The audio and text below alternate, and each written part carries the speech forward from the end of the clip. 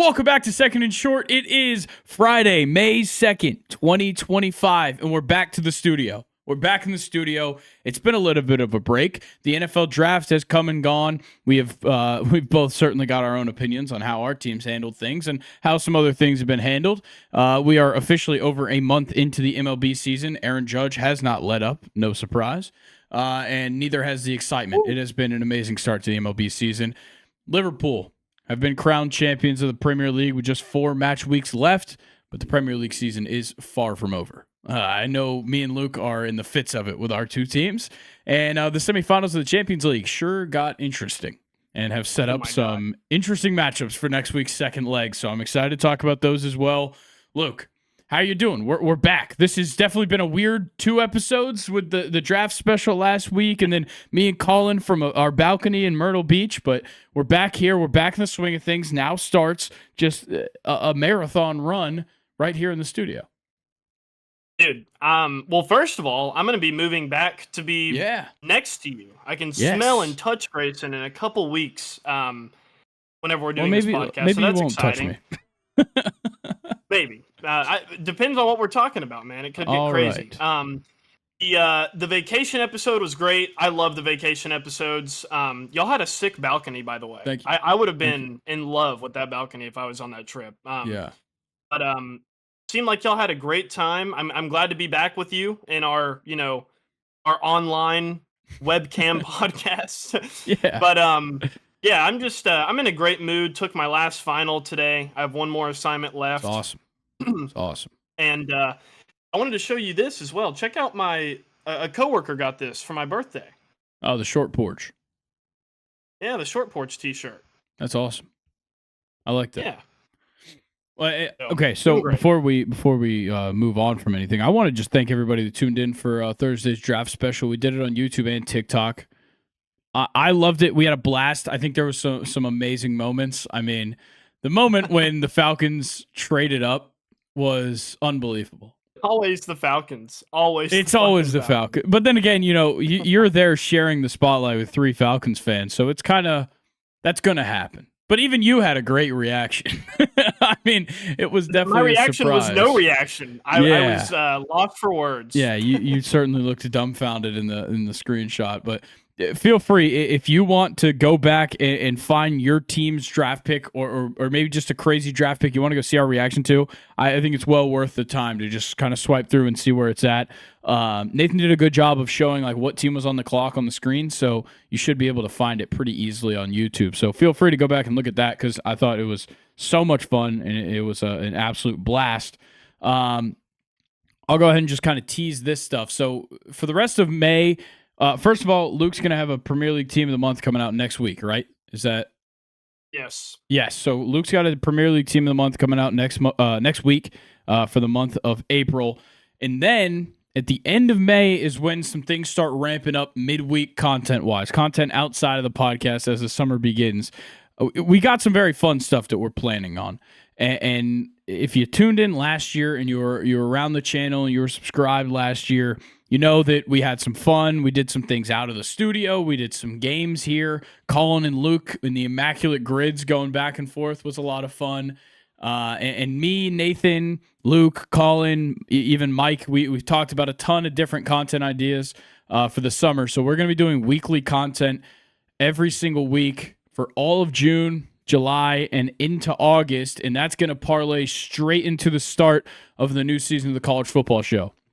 So this is kind of, we're gonna take a little bit of we're gonna pull off the gas a little bit. We kicked it up into gear for NFL draft. We're gonna pull off the gas for a second, get right back down on the gas for the summer. I'll just go ahead and spoil one, no pun intended, one video that will be coming out sometime this summer, which is Luke running a milk mile, which was our fantasy football punishment for coming in last place. That will be coming to the Second and Short channels at some point, because I will not give up the opportunity to put that on camera. I don't blame you. Yeah, I'm not excited about that one. But I will say that milk is probably in my top 3 favorite drinks. So There's a couple things running through my head. I'm worried that I may not be able to like milk for a while after this. But I'm also considering the fact that since I like milk, it might be not that bad. Yeah, I don't know if there's a way to say it's not that bad. I think you're just going to be throwing up uncontrollably. We'll see. What if I just don't throw up? Well, I mean, the human body can't break down a gallon of milk. That's like the whole science behind it. So good luck. I'm different. Good luck, Luke. All right. Well, today we've got a couple different things to get into. We've got MLB Recap, of course, to start off the show. We're going to do kind of like some draft news, some NFL news, some different headlines that me and Colin didn't really get to touch on Monday's episode, or we didn't really talk about on the draft special. Then we'll talk about the Premier League this weekend. Got the Champions League semifinals to talk about. Then we'll round it out with questions time. Shout out to Nathan for the questions. Before we get into anything, make sure you're subscribed right here on YouTube. If you are subscribed on YouTube, you're watching on YouTube, please ignore the bruise on my chin. I took a little tumble in Myrtle Beach, whatever. Yeah, whatever. Yeah, it's fine. That's why I'm blocking it with the microphone, if anybody can't tell. But yeah, please ignore that on my face, but still like the video. And go ahead and comment your predictions for the second leg of the UCL semifinals. And if you're not a soccer fan and you're an NFL fan, comment your grade for your team's draft class this year. And follow us on TikTok as well and Instagram. Stay up to date with all of our content that's coming out there. Luke, you ready to get into our MLB recap? Luke is leading things off today with the MLB recap. What you got? So, the New York Yankees became the first team in MLB history to lead off a game with 3 straight home runs twice in the same season. Yeah, that is just that was pretty unbelievable. Impressive. Unbelievable stat. Yeah, it's the short porch, man. It definitely it's is. The short porch. That helps. That helps for sure. Let's see what else we got. Oh, yeah, this is something kind of interesting, and I didn't really realize until I read an article on CBS that other closers were having similar difficulties. But obviously, Evan Williams can't do anything in pinstripes, but it doesn't just stop with him. Emmanuel Clase, coming off of an incredible 2024 season, has lost his job to Cade Smith. Yeah. David Bednar has been sent to AAA. Ryan Helsley just does not look very great. Raziel Iglesias loves giving up home runs. Edwin Diaz is struggling. Literally, it seems like only Mason Miller and Andres Munoz are the only closers safe from whatever funk is going on in the MLB. And I mean, obviously, I don't think anybody has an answer for it. It's just kind of very strange. Yeah, it won another one today. Alexis Diaz from the Reds. He just got sent down to AAA. It just keeps happening. I don't know if it's. I don't know what's changed. I think that's that's my issue. I don't know what changed at all. But yeah, you're right. I mean, so many elite closing pitchers just don't look like themselves right now, and it's very weird. Very, very strange. But someone that is not a part of the closer funk, mainly because he's a left fielder, but Ian Happ of the Chicago Cubs has extended an insane streak today. Thank you. Ian Happ has now reached safely in 34 consecutive games at PNC Park dating back to April of 2021. That's the longest streak for a baseball player at a specific ballpark in MLB history. Unreal. That's unreal for that to happen again. Like, I know it's hard to say, like, it's an unreal thing to happen against a division opponent, but the thing is you play 6 or 7 games there every year. So that's tough. I mean, obviously, it's hard to get to that total if you aren't playing that many games there, but that's a lot. Like, that's a lot of games to be reaching base safely in. And that means he's doing it for the whole series multiple times a year at different points in the year. I mean, that just kind of goes to show the consistency that we've seen out of Ian Happ for a long time, specifically against the Pirates, of course, but it's kind of crazy. Definitely, and especially when considering that it's a division rival, you know, that to have a player that does that in an away game against a division rival only bolsters your, playoff hopes that much more. Yeah. So it's incredibly important what Ian Happ is doing, and I guess he just loves PNC Park. I guess so. Beautiful ballpark. It is. It is. One of the best views in baseball in general. Yeah, you've actually been there in person. I don't really remember it much, but because I was like 5. Yeah. But it is, on pictures, the most beautiful view maybe in sports. For sure. But that was my last bit of news. Okay. So, Grayson, what do you have? Well, we were on the topic of bad baseball teams with the Pirates. And the Rockies are the worst. They are awful. They are absolutely awful. They aren't technically the worst ever. They tied the MLB record for the worst 29-game start at 4-25, but won the final game of the series with the Braves to avoid setting the NL record for the worst 30-game start in NL history. So they were very close, but not quite the worst. A big part of that being the worst is when your starting third baseman, Ryan McMahon, is 0 for 34 going back to April 19th. Yeah, that's not good at all. Great fielder, Ryan McMahon is, but 0 for 34, not good. It's the longest hitless streak in Colorado Rockies history. Damn. Yeah, that's brutal. You would expect it was like Chris Bryant or something at this point. With how awful he is. And congratulations to Chris Bryant, by the way. 10 years of service time. So let's just expect if he plays this bad next year, he'll retire because he's on the pension now. That's... Sam, you didn't have to do him like that. No, I did. He sucks. He is awful. It's crazy. It's absolutely insane. Yeah. But let's totally just switch directions to talk about Aaron Judge for a moment. I'm just going to... Here, look, you can pause me all you want. I'm about to stroke your guy. Short this guy ended April with 3.2 fWAR. That's the highest WAR total for March/April of any hitter since at least 1974, which is as far back as Fangraphs splits go for months. That's unbelievable. Okay, he had his 47th hit in his final game of the month, passing Alfonso Soriano for the most ever by a Yankee in a first month plus of a season. That's insane. In his past 26 games, he's reached base 2+ times in 21 of them. That's unreal. That's the kind of number where it's like, okay, this guy's doing something different. And I think the obvious thing is just like when you look at he's leading in everything, but by so much. He's leading by so much. I don't think he's leading in home runs anymore, but he's leading everything by so much. And the biggest one is batting average. He leads the league in batting average at a .427 batting average right now. Second place is his teammate, Paul Goldschmidt, at .356. Shout out Goldie. That's like 70 batting average.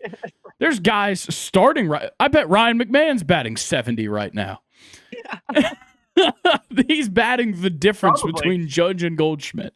That's unreal. And I think he's also got like one more WAR than anybody in B WAR, I think. One more than anyone, which is crazy. But yeah, Aaron Judge, I mean, it's the end of April. He might have already won AL MVP. It very well looks like it, but I know I keep going back to it, but I just have to see it in October. I have to see it in October. That is fair. Bobby Witt Jr., also off to a good start, of course. He's the first player to put together a 20-game hitting streak this season. So shout out to Bobby Witt. It's not easy whatsoever. And how about Javi Baez? His first home run of the season was a grand slam. Shout out Javi. How about it? Shout out Javi Baez for literally just that. Everything else he's really bad at. Dalton Varsho, I'm sure you saw this, made the catch of the year in center field. You had to have seen this for the Blue Jays. Fell down, tracking down a ball at the warning track, rolls over, catches the ball behind his back at the warning track. Genuinely one of the most impressive catches I've ever seen. We're about to have a live reaction on the podcast here. I just looked it up on Twitter. Here we go. Yeah, against the Red Sox, right? Unbelievable. Absolutely unbelievable. Oh, nope. That was a home run. You can continue while I find this video. Yeah, so essentially, it seems like he's tracking back looking for it, and he kind of reaches out to try and catch it, rolls over. As he rolls over, he still kind of knows where it's at, and he's looking back and just like catches it like way out here behind his back. And then just like casually gets up and throws it in. Unbelievable. Oh, what? Unbelievable. At the warning track. Yeah. Bro, the pitcher's reaction is priceless. Oh, of course. Like... It's crazy. Absolutely insane. Dude, he was on the verge of looking like Juan Soto. Yeah. And just that's insane. Wow. Yeah. Shout out Dalton. He was about to have a Marcell Ozuna on the wall moment. Yeah. One of my favorites ever. For sure. The Nationals and Phillies had a very interesting moment. Down 2 outs, runners on second and third, and on their final strike, the Nationals bring Nathaniel Lowe to the plate. Well, obviously he was already at the plate because he was down to his final strike, but he homers to take a 6-5 lead on the Phillies in the top of the ninth, down to their final strike. Then the Phillies tie it up in the bottom of the ninth and walk it off with Bryson Stott scoring on a wild pitch. That's such a Nationals way to lose a division game against one of the best teams. Like, how do you manage to do that? Brutal break for the Nationals. Also, Corbin Carroll recorded two of the most insane. This is like the most ridiculous stat. He recorded the 2 fastest home to third times of 2025 in the same day. Yeah, 2 triples. First one, 11.02 seconds. Second one, 10.87 seconds. From that home is to third. Unfair, man. Yeah, that's just not. That's not human. No. At all. No. I wonder, actually, hang on. I want to ask you a question, Grayson, real quick. Do you think there are guys that are really fast in the MLB, like just really, really good athletes who are super fast, but they may not get around the bases like other guys? Because I'm sure it's a different technique than just sprinting in a straight line. Oh, it's 100% different. Like, it is entirely different. The way that you're able to change direction and you know, there is like kind of like a route kind of method to it, and like how you're rounding the bases, and it also comes down to like, okay, am I easily going to get to third base, or am I fighting for it? Like, do I have the opportunity? Where's the ball coming from as well is going to factor your route and like where you want to slide into the plate or into the base. So like that kind of stuff definitely factors in. So like a guy like Chandler Simpson for the Rays, guy's unbelievably fast. Sure, he'll probably hit some triples because he's fast as shit, but he's probably not getting to third base as fast as Corbin Carroll did. He's got insanely good straight line speed. That's why he can leg out a single like none other. But he probably can't round the bases like Corbin Carroll might have. Now, I could be talking out of my ass because I haven't seen him do it, but it would make sense if he couldn't. Yeah. There's a lot of things that factor into it. So 2 weeks ago, I believe it was the first time I decided I'm just going to throw all my pitching lines into 2 categories, good and bad pitching. This week, we're starting with bad pitching. And we start on Tuesday with Kyle Gibson for the Orioles. We already kind of talked about this. He gave up the back-to-back-to-back home runs to start off the game for the Yankees. That was Kyle Gibson. That was his season debut. Oh, man. Yeah. And it was not just awful. It was not bad. It was like unbelievably the worst pitching performance maybe imaginable for a guy to start his season with. You give up back-to-back-to-back home runs. Then Goldie grounds out. You give up another home run to Bellinger. 4 home runs in the first inning. Then he gave up a 5th run on a Volpe double, and the Yankees batted through the order in the top of the first. Top of the second, gives up a home run to Ben Rice. Then he gave up 3 more runs in the 4th before getting pulled. How do you do that? He gave up 9 runs. 9 earned runs in 3.2 innings of work, and it's his first start of the year. Brutal. I mean, this is a crazy stat. Through his first 1.1 innings, he was 17th in the AL in home runs allowed. Holy shit. Wow. Yeah. I mean, that is awful. That is absolutely awful from Kyle Gibson. Other bad pitcher news from the Orioles. Charlie Morton's been moved to the bullpen after starting off 0-6 with a over 10 ERA. So glad he's not a Brave anymore. I'll say that. That's a A+ free agency signing. If you want to replace Corbin Burns, you go out and get 90-year-old Charlie Morton. Shout out to the Orioles. Yeah, and Kyle Gibson, another fantastic pickup for them this offseason. Definitely. This one, the next two guys, it almost sucks that I have to put them here. Sandy Alcantara, the first one.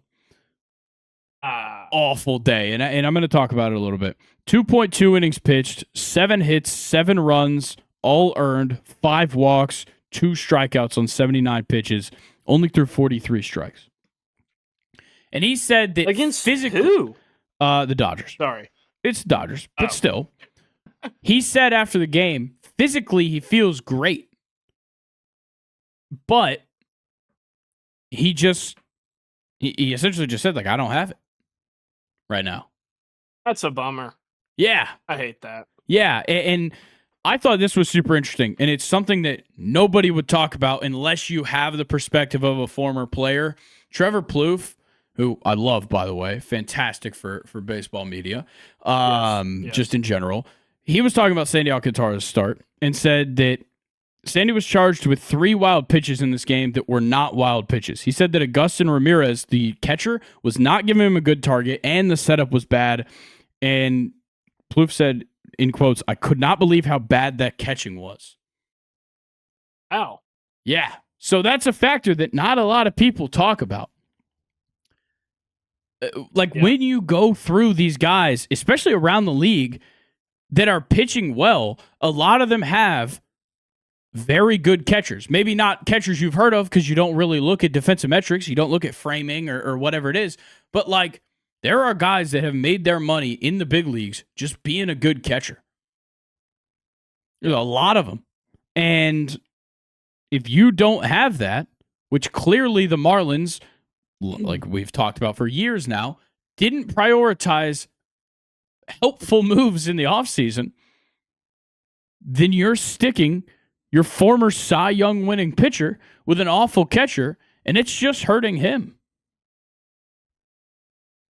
That's the kind of move that a front office has to make. You got to go out and get a Victor Caratini kind of guy who just, maybe he doesn't really put up numbers at all at the plate, but he's going to bat 8th or 9th, and he is going to catch and call a damn good game behind the plate. That's all that matters. Which is so important. I love how you brought that up because it's so easy to look at a stat line that Sandy Alcantara put up, but then not really consider any other variables. It's so easy just to stop at that stat line and be like, oh, he had a bad game. But you're exactly right. The catchers make everything. Yeah. For a pitcher. It's a huge difference. It's a good point. Yeah. And then my last guy in the bad pitching somehow is Paul Skeens. I mean, it's almost unfair that I'm putting him here because I don't have a middle tier pitching category, which I guess is maybe messed up, but whatever. Paul Skeens ends up on the bad pitching, even though he threw 4 scoreless innings to start the game. But in the 5th inning, he gave up 3 home runs, and he walked 4 batters in his day. That's the first time he's ever given up 3 home runs in a game, and it was all in 1 inning. Damn. So I'm throwing him on the bad pitching only for that 5th inning. And the 4 walks. We got to knock him down at some point. Exactly. You can't have the world. I mean, even Hunter Green got humbled a couple weeks ago, and I had to acknowledge it here on this podcast.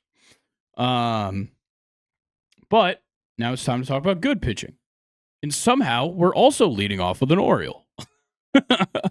No, we're not. We are. Say psych. Tomoyuki Sugano, my guy. Tomoyuki Sugano struck out 8 against the Yankees in 5 innings, got himself a win for the Orioles. What's crazy is that going into that game, he only had 9 strikeouts in his first 28 innings to start the season. And then he gets 8 in a game. Yeah, 8 in 5 innings. Against the Yankees. Against the Yankees. Damn. Yeah, so shout out Tomoyuki Sugano. Love to see that. And I also love to see this. Jacob deGrom against the Athletics. 6 innings pitched, 4 hits, no runs, no walks, 7 strikeouts, only 65 pitches through those 6 innings of work. Got himself his first win since 2023. How many strikeouts with 65 pitches? 6? 7 strikeouts in 6 innings, 65 pitches. That's really impressive. That's an efficient day of work. Yeah, hopefully it's not only a matter of time for Jacob deGrom, dare I say. Hey, if you can keep the pitch count down, I'm a little bit more optimistic. I'll say that. There's the knocking on the wood. Thank you for the live knocking of wood. Next one, Chase Dollander. We talked about him a couple weeks ago, coming up, making his debut for the Rockies. He played against the Braves, had a great outing. 5.2 innings pitched, 2 hits, 1 run. It was earned. 3 walks, 4 Ks, 88 pitches. Get a little shaky there at the end. But he got removed in the 6th inning after throwing a curveball just way outside. And then the training staff comes out, looks at his finger, throws a couple of practice throws, and he gets pulled from the game. So hoping he's avoiding injury here. But got to give the guy credit. A young player. I think it was only his 4th start. Had a good outing against the Braves. Just an unfortunate way for it to end. Speaking of injuries, Tony Gonsolin made his return from injury, and he looked outstanding for the Dodgers, of course. 6 innings pitched, 6 hits, 3 runs, no walks, 9 Ks. Way. I'm taking that if I'm Tony Gonsolin in my return. I forgot that they even had him as well. Yeah. I totally forgot who that was. But he's another solid starting pitcher. Sure is. They just keep pumping him out. It's crazy. Yeah. It's got to be like an 11th man rotation at this point, right? Yeah. And then you also found yourself a new closer, Kike Hernandez. He came in to end the game in the 9th inning a couple nights ago while they were up 15-2 against the Marlins, thanks to Sandy Alcantara. And his catcher. And his catcher, Augustin Ramirez. Kike was sporting an interesting piece of baseball equipment that I've never seen before, which was a batting helmet visor over his normal hat while he was pitching in the 9th inning. Very odd. Never seen it before. Looked kind of weird. Kind of cool. But he only allowed 2 hits, no runs, and closed out the game in the 9th. You wouldn't typically do that. I mean, you typically, if you're going to bring in a position player to pitch, you bring him in for like the 7th inning. Yeah. But bringing him in for the 9th is crazy. And it's hilarious as well. And of course, the Marlins didn't score on him. Final thing for the good pitching. Noah Cameron made his MLB debut for the Royals against the Rays. Went 6.1 innings pitched, 1 hit, no runs, 5 walks, 3 strikeouts, only 79 pitches. The crazy thing is he went 6.1, didn't allow a hit until the 7th inning. Good for him. Yeah, so he was throwing no-hit ball for 6 innings. Also, go ahead. I was just going to mention that the 5 walks didn't turn into runs either. Yeah. I mean, 5 walks isn't good, but that's pretty good, suppression of damage there. Yeah, and the crazier part about him coming up, he only got pulled up for a spot start because Cole Reagans is dealing with groin tightness. Wow. So he wasn't even like, it's not like they brought him up with any expectation of like finding their next guy. But, I mean, you got to certainly give this guy his shot a couple more times now that you brought him up. Definitely. Yeah. So Can I add another good pitcher? Yeah, have at it. Don't have any stats. I just wanted to mention I really appreciate as a Yankees fan how consistent Carlos Rodon has been lately. He looks good.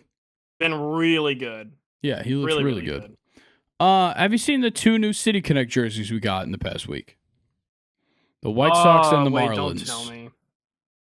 Yeah, the White Sox channeling the Chicago Bulls. They're bad. See, I like how they look, but it seems pretty beta to pay homage to another sport in your city. You know what I mean?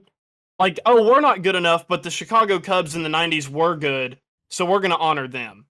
Sure. I don't know. I don't know. They're bad.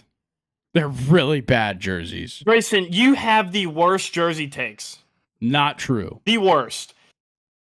These Chicago jerseys are unbelievably bad. I disagree. I like them. Especially when you compare them to the South Side jerseys. that are maybe one of the best City Connects. Okay, if we're talking about that, then that's a fair comparison. They're definitely not as good as the Southside jersey. Yeah, and then the Miami jersey, I thought the first Miami City Connect was really cool. The new ones just aren't as cool. I think they're just kind of boring. The hat looks decent. But I'm not a huge fan of the Marlins new City Connect either. The White Sox hat looks sick. Yeah, the hat's fine. The hats are typically good. The jersey itself doesn't do it for me. I respect your take, but I think you're very critical of new jerseys. I definitely am. But I think there's a lot of teams that have done the City Connect right. Just way too many of them have done it wrong. But the new Miami one, also not good. I'll just point that out as well. Yeah. Is the Nationals going away from the cherry blossom? That's old news, right? Yeah. Okay. I didn't know if we were talking about other stuff. I'm trying to find a picture of the Marlins one. Not trying to slow us down here. No, you're good. If you just look up Marlins, I actually don't remember Connect, you'll see it. The old one was the Sugar Kings one, the red one. The new one it just has like Miami, and it just has a bunch of lines, like horizontal lines. I think you're playing off of like the Miami Vice, like sure. club scene. That's why I said it's definitely not as good as the other. Fine. I think the thing that bothers me is the font of Miami. It just doesn't. No, it doesn't seem right. I don't know. Isn't that like your typical 1980s like Miami font though? I don't think it is. Like if you go like the Heat City, like that one Heat City jersey, that was. Okay. I don't think that one is. I don't know. I'm not a fan. Whatever. Okay, two last things, not like the happiest subjects. First one, RIP to legendary Mets fan and veteran Seymour Wiener. Obviously, hilarious name. Everybody knows it, but rest in peace to him. Served during World War II, I think, at the end of World War II. And was also like the face of hot dog sales for the Mets. I actually didn't hear about that news. Yeah. I don't know who that is. He was this guy. So at the beginning of 2024, they did a veteran of the day, and they put him on the screen, and they had his name, and his name is Seymour Wiener, which is objectively funny. And so everybody was like, this is hilarious. What a name. And then the Mets started using him in advertising for hot dogs at the ballpark, which is also genius. And he was getting well compensated. And the guy was a legendary Mets fan. He passed away. Very sad. That's just kind of the story. I mean, there's not much else to talk about. It's just something that everybody's been talking about and commenting on. But it is a very funny name. But rest in peace to Seymour Wiener. I don't know what you just did, but I couldn't hear a word you just said. I have him 2024.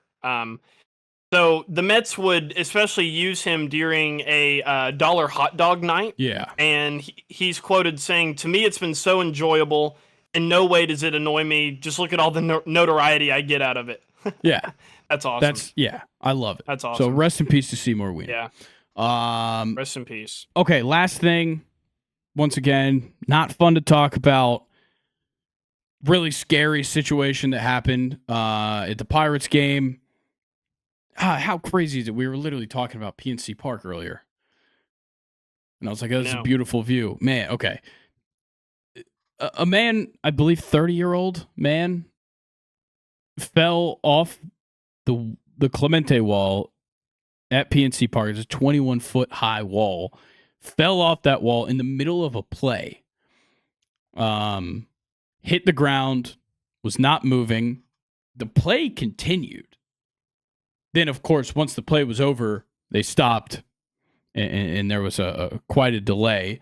And like even I saw quotes from like Craig Counsell and like Dansby Swanson, to the Cubs were playing, just about like how horrifying that was to see.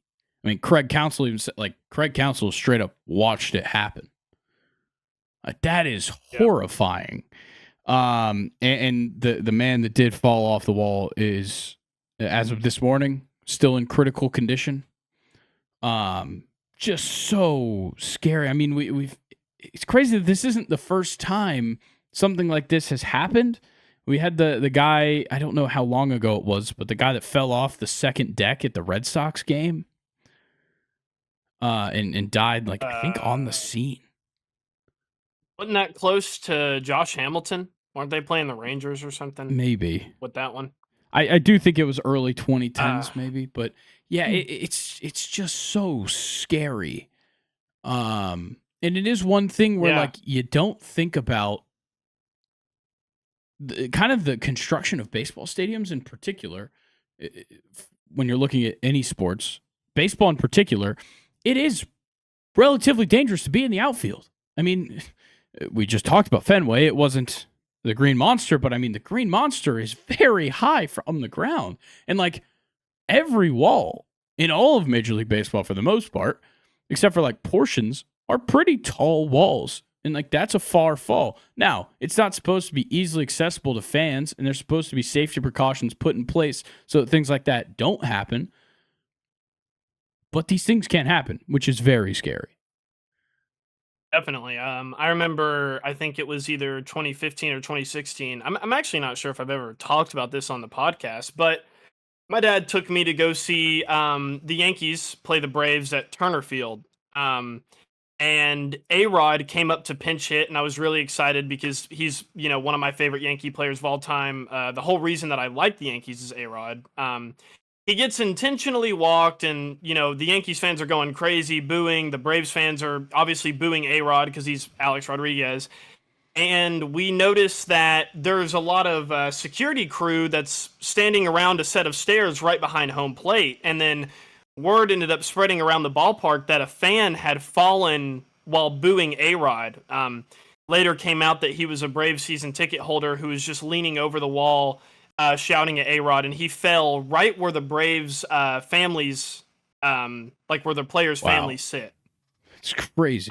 So yeah, being at that game was absolutely wild, and I can't imagine, what it was like to be at this game at PNC Park. But yeah, just wishing him a safe recovery. It really sucks to hear that he's in critical condition, and I mean, it's a sporting event, which makes it even harder. It's supposed to be really happy, very, I would say, like, family friendly, to take your kids to ball games. And I hate it for everybody involved in this situation, hate it for his family, and I just hope that he can recover. Yeah, it's a truly, truly awful situation. Anything else for the MLB recap before we get into NFL news? No, I think we're ready to get into it.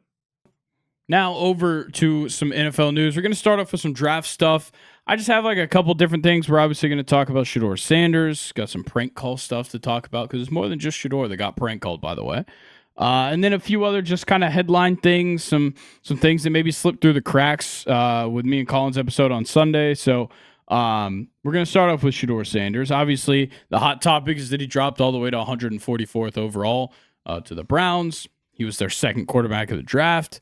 A lot of people saying, a lot of reports coming out after the fact about Shedeur and why he dropped and all that, which I think is annoying on journalists' part, because a lot of them have known this stuff and weren't willing to say anything, which does bother me a little bit, but I mean, I get it. But many people just saying that he approached the pre-draft meetings just the wrong way. I mean, there were some teams that took him off their draft boards because he had an entitled attitude. There was one particular one where he didn't accept the blame for a particularly rough interception in a couple of combine interviews where he was asked about it. Didn't catch planted mistakes in a mock install during a visit with a team. And people are just kind of saying that what he did and how he went about his pre-draft meetings was an example of what not to do for future quarterbacks. Kind of crazy. Completely agree. To jump back on a point that you made earlier, maybe the journalists reported late because they didn't want to affect Shedeur Sanders' draft stock. Sure, but I mean, word gets around in these NFL front offices. Everybody's typically, when it comes to something like this, everybody's on the same page. I mean, Isaiah Bond is still out there, available, and as a free man as well. So, which we will be talking about as well. But I mean, teams tend to be on the same page about these things, and word gets around. A GM will be like, "Hey, how did it go with this guy? We've got him coming in tomorrow. What kind of stuff should we test him on?" Like that kind of thing happens, and that's why these reporters get word of it too. So it does kind of bother me that they're not reporting on it when it happens. But at the same time, why would you want to have those reports out there and then he goes in the first round and then you look like an idiot? So I get it. But the other thing before we get into the prank calls, he was also added to the Argonauts, the Toronto Argonauts of the CFL. He was added to their negotiation list, which means if the Browns cut him, they own his rights, which is very funny. Wow. Yeah. Speaking of the CFL as well, Curtis Rourke, the quarterback from Indiana, I think he went undrafted. Might have signed with somebody, but he also got drafted, or maybe he did get drafted. He also got drafted in the 7th round of the CFL draft because he is a native Canadian, and only Canadian-born players can be drafted into the CFL. Interesting. Yeah, so shout out to Curtis Rourke getting drafted twice. Let's talk about the prank calls. Because I think we're blowing the Shedeur one out of proportion. I get that it's a bad thing to do. But it happened to everybody else, too. It just keeps coming out. There's another one every day being like, I got prank called, too. Heard Tyler Warren was subject to some Tyler of them. Warren, Mason Graham, Abdul Carter, all of them. All of them got prank called. Shedeur's not the only one. It just happened on a live stream, and they know for a fact that it had to do with Jeff Ulbricht's son, Jax. Which is bad. Yeah, the Falcons got fined $200,000. Jeff Ulbricht got fined $100,000. For it. Yeah, it's really bad. Really bad. And as a Falcons fan, I'll say this. I don't think it's the Falcons' fault. I don't think the Falcons should be blamed for it. Sure, Jeff Ulbricht could take some blame because he just had it on his iPad sitting around the house. But at the same time, so did everybody else. Everybody else had it on their iPad sitting around the house. It's just their college-age son who thought it would be funny didn't pick up the iPad and steal the phone number. Yeah. So that part is kind of annoying. Jax Ulbricht, fun fact, Barry College running back. Nobody's really talking about that. No way. Yeah. That's insane. Yeah. I knew that immediately. As soon as I heard that Jeff Ulbricht's son did it, I was like, oh, I know exactly who that is. Shout out to a friend of the program who played with him. I have a lot of opinions on this whole situation, to be quite honest with you. Get them off then. Let's hear it. I obviously my disdain for Shedeur Sanders is very apparent. If you have been watching the podcast, I don't like him. I don't like Deion Sanders. I think that them and their arrogance deserve to slip as far as they did in the draft. However, prank calling someone, I think is pretty disgusting. I think it was I would rather Shedeur get humbled by not being drafted, early, and I want to see him get humbled on the field. I don't want to see someone prank call him and get him all excited, because he's been waiting all this time. You got to feel for him in this scenario. But it kind of felt a little weird when I was watching First Take and Stephen A. Smith was going in on Ulbricht's son. I mean, like, just laying him out on national television. Yeah. And it just, at the end of the day, it is just a prank call. But on the other hand, he is what, like a 21-year-old kid? Yeah. So, he's an adult. Jax Ulbricht is like 20 years old. He's a sophomore. Like, Yeah. look, So I think where I've seen the argument both ways, where it's like, this is a college kid fucking around with unfortunately sensitive information, but also it's just a fucking phone number. If I wanted to, I could find a phone number. Sure, Shador, did whatever to, like, he got a phone, he only gave that phone number to people. You can still find it. Anybody could have found that number if they really fucking tried. Jack Solberg just happened to be the one that got it. I mean, how else did people prank call Tyler Warren and Mason Graham and Abdul Carter? Because I watched the Mason Graham video. It's just like a fucking high schooler sitting in a basement. But nobody gives a shit. So I think, sure, Jack Solberg did something very stupid, of course. And I would assume he's going to get in trouble with Barry College because they probably don't want his name associated with them much anymore as a football program. So that'll probably be a whole thing. But I've also seen people being like, oh, it's just a prank call. It's different when it's like a fucking 10-year-old at a sleepover prank calling a Pizza Hut. This is a guy who's been, sure, you can say he's, silver spoon, whatever. Shador Sanders, at least for the last couple months, this is all he's been waiting for. This is his future that we're talking about. And I think that's the fucked up part of it. But I hate that Shador is the only example that people are talking about. And nobody else is talking about all these guys up at the top who still got drafted high, but not to the teams that they were prank called and impersonated as, because Tyler Warren was prank called while the Jets were on the clock at 7. And that same phone number, or at least the area code, was supposedly the same as the one that prank called Shador. So maybe Jack Solberg did that one too. I don't know. Jesus, that would be crazy. That would be crazy. If he did that, then it's really fucked up. I saw the Mason Graham video. I know that wasn't Jack Solberg. Mason Graham got a prank call, and this one was actually kind of funny because somebody was impersonating Kevin Stefanski, and then Mason Graham still got drafted by the Browns. So that's very funny to get a fake call and then a real call later from the same team. Is hilarious. And then Abdul Carter got a prank call after the Jags traded up to 2 and was told that they were going to select him 2nd overall. And then they took Travis Hunter, and then Abdul Carter goes to the Giants at 3. I mean, all of these are fucked up. But, like, why are we just now deciding this is a problem? This literally happens to everybody. Cooper DeJean talked about it last year. Mm-hmm. He got prank called during the draft. Tons of people get prank called during the draft. It just happens. So let's not try and blow the Shador Sanders out of proportion just because he's already the hot name of the weekend. He's already the headline. He was being Twitch streamed the whole goddamn time. But he doesn't have to get all the spotlight for this. He's not the only one, so don't single him out for being the victim of this when everybody else was too. Okay, I think that's enough prank call conversation. Cam Ward already impressing the Titans. On draft night, he was impressing the Titans, and throughout the draft. While players were getting picked by the Titans in later rounds, Cam Ward was so quick in reaching out to congratulate them that he was calling them while they were still on the phone with the Titans. And how are you able to do that? Yeah, that's crazy.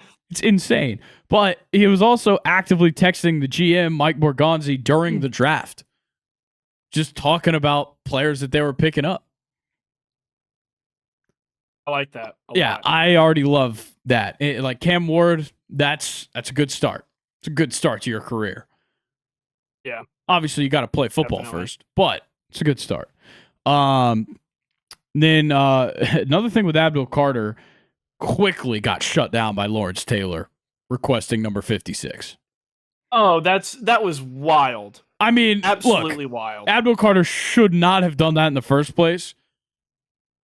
So, like, this is pretty stupid on his part. Like, Lawrence Taylor was never giving that to you. Absolutely not. Never. And like, the quote is even funnier. I know he'd love to wear that number, but hey, I think it's retired. Get another number. I don't care if it's 00 and make that famous. There you go. Yeah, exactly. Yeah, I mean... Write your own legacy. Exactly. I don't think you need to take LT's retired number, especially. I don't like that Cam Ward got a retired number. He got Warren Moon's number 1. I don't like that. No way. Yeah. But I think with that one, it's that Warren Moon primarily played for the Oilers. So he doesn't give a fuck. Yeah. Whatever. I kind of in some ways I respect it from the legend giving it up to a guy that they really believe in. Yes. But at the other side, I also understand where Lawrence Taylor's come from. We're like, hey, I earned it. You have not done shit. Yeah. Well, I mean, look what other players have done. Like Joe Namath, he wanted to give Aaron Rodgers number 12, but Aaron was like, no, I'm not going to do that. And he wore number 8. So I don't know. I disagree with both of those situations. Fair. Jalen Milroe was a hot topic of conversation this weekend as well. I just flicked my pen across my desk. Cool. Yeah. So he attended the draft in Green Bay, which already got some shit from me and all of us on the live stream as well on Thursday for attending the draft. And everybody was clowning him, whatever. But he said after the draft, I didn't go because I was going to go in the first round. I went just so I could hear my name called, which I do respect. I love that. So shout out to Milroe for that. He got picked 92nd overall by the Seahawks, which for this quarterback class, relatively high. I don't know which quarterback he was off the board, but relatively high pick for him. And absolutely blew away some coaches and GMs in his pre-draft interviews. That's what it sounds like. The consensus across the board, the teams he was meeting with, he was blowing them all away. Did a great job handling installs, studying playbooks, whatnot, to the point where he actually went a lot higher than a lot of people anticipated. And Seahawks head coach Mike McDonald, said to the media that Milroe is a quarterback through and through and will be trained to be a quarterback with us, because a bunch of people were speculating he might make a move to wide receiver. That's not happening. Mike McDonald wants him to be a quarterback, which once again, I love. Because I gave Jalen Milroe his shit for sure. And he is at Alabama this season, he was definitely a run first quarterback. But let's not forget why we were high on him in the first place. 2 seasons ago, he was a fucking animal. That man was really, really good.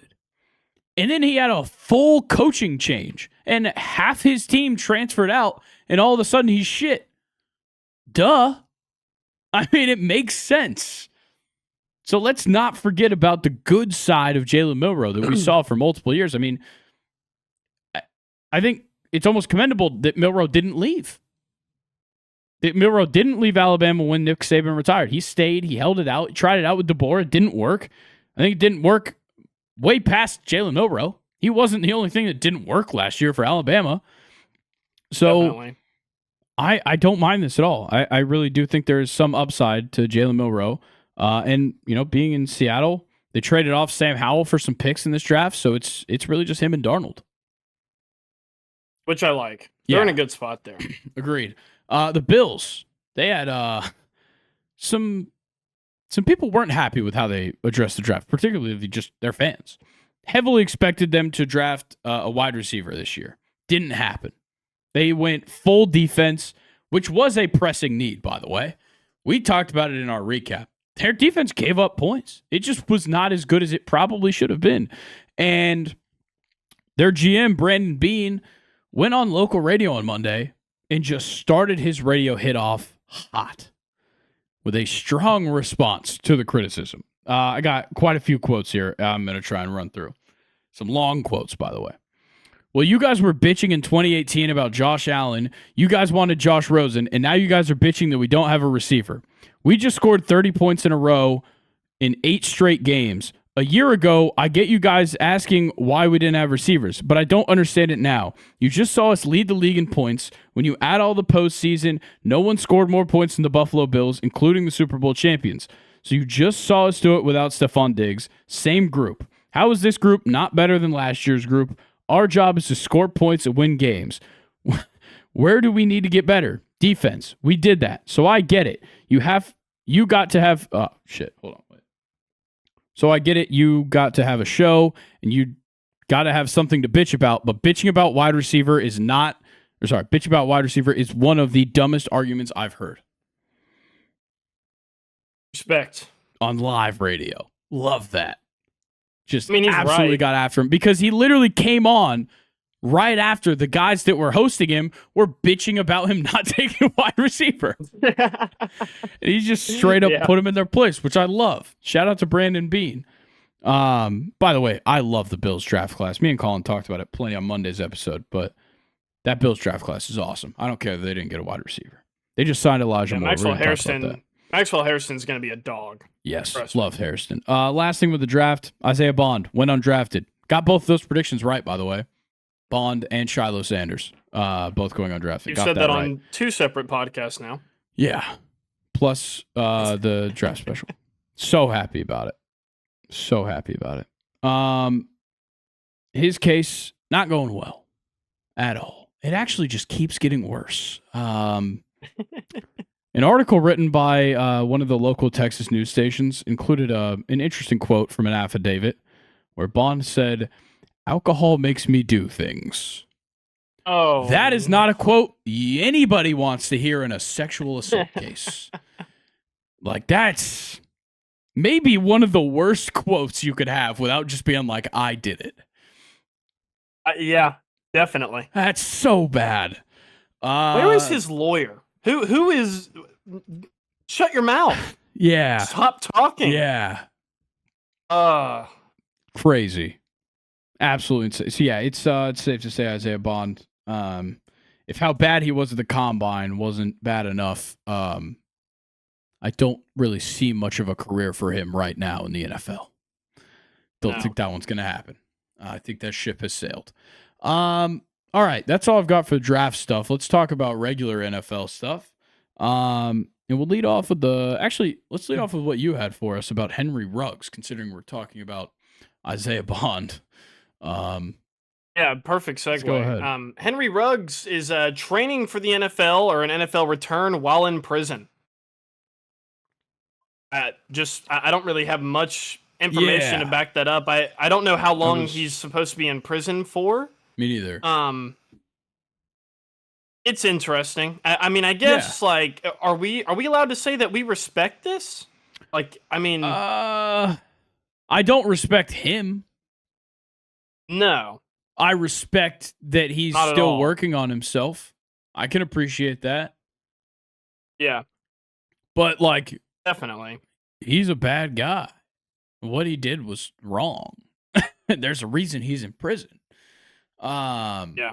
So I think it would be hard to say that he's going to make an NFL comeback. But more power to him. I mean, keep working. If it happens, I mean, congratulations, but I don't know. Kind of interesting that came out because Josh Jacobs was talking about it on a podcast. Yeah. That's kind of an interesting part of this as well. That honestly, just that Josh Jacobs is in contact with Henry Ruggs is kind of surprising. I know they were teammates, but it is kind of an odd part of it. But I mean, definitely. I believe Nick Saban's still in contact with him, if I have heard correctly. So, yeah. I don't know. Yeah, his whole situation's so weird. Really hard to get a good grasp on what happened there. But yeah, I guess, you know what? I do respect the fact that he's doing it, but I don't think he's going to have a comeback. I think that ship has sailed. Got a couple of extensions that have happened since the draft, which are exciting. George Kittle got himself an extension, 4 years, $76.4 million. He needed the extension. I mean, duh. He deserves it. He's one of the best tight ends in the league. This is an interesting one. The Lions and Kirby Joseph agreed to an extension.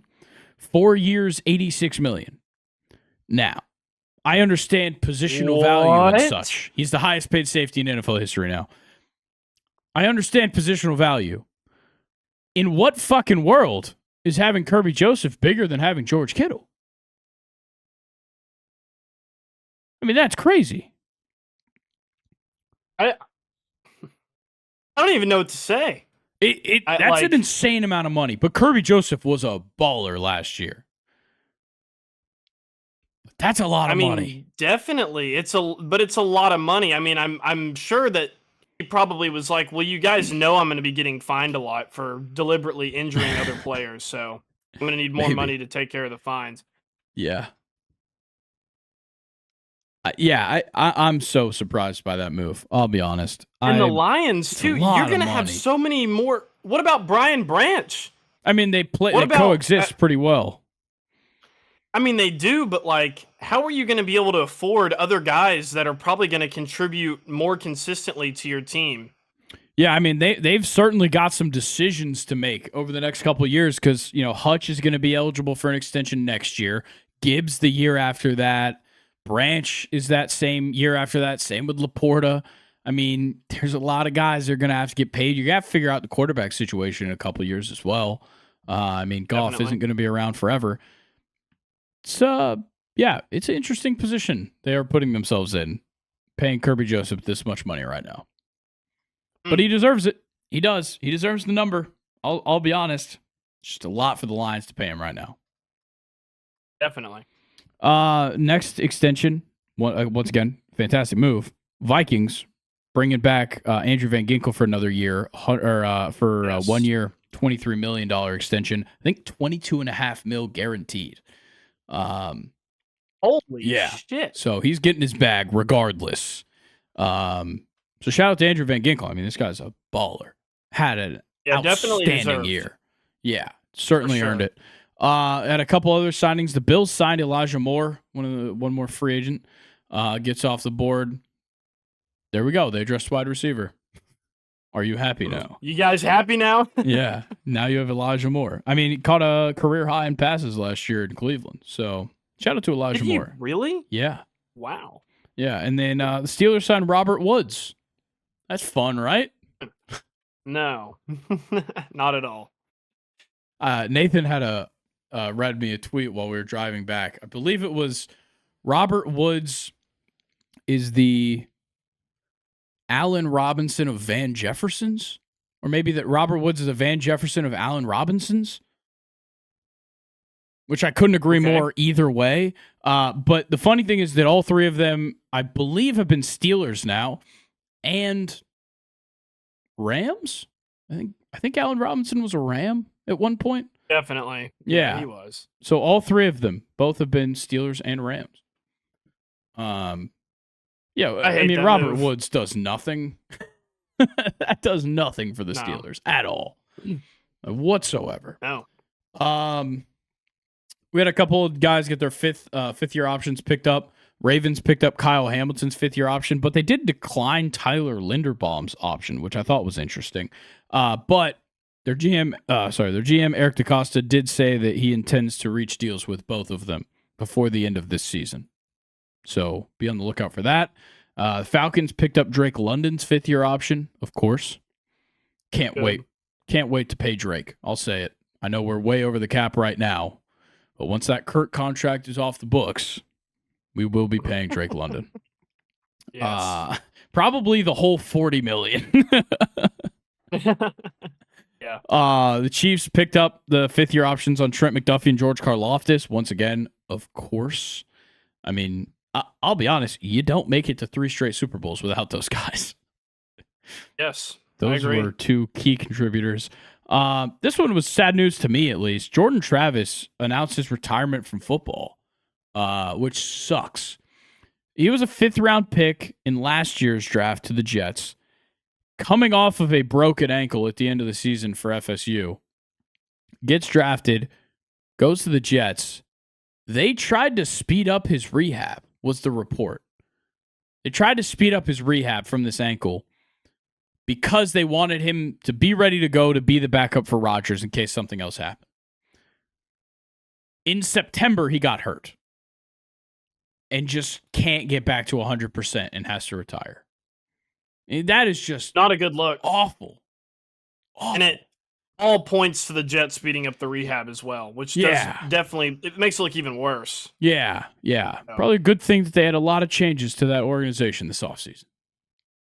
Yeah, for sure. But really sad for Jordan Travis. He's a legend at Florida State. I'll be honest, he is. He was part of a legendary team and a legendary season that was unfortunately cut short. Yep. And then my final thing, the Commanders and the city of the territory of Washington D.C. Is it a city? I guess it's a district, the District of Columbia. District of Columbia. Whatever.